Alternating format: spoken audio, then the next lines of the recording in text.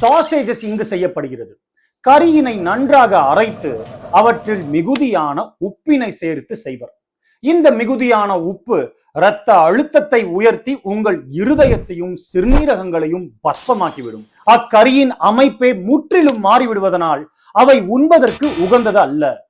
மேலும் சாசேஜஸில் அதிக அளவில் கொழுப்பே சேர்க்கப்பட்டிருக்கும்.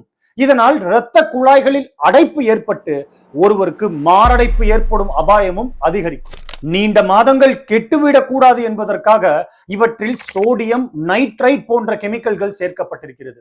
இந்த கெமிக்கலினால் ஒருவரின் பெருகுடலில் கோலோரெக்டல் புற்றுநோய் கூட ஏற்படலாம்.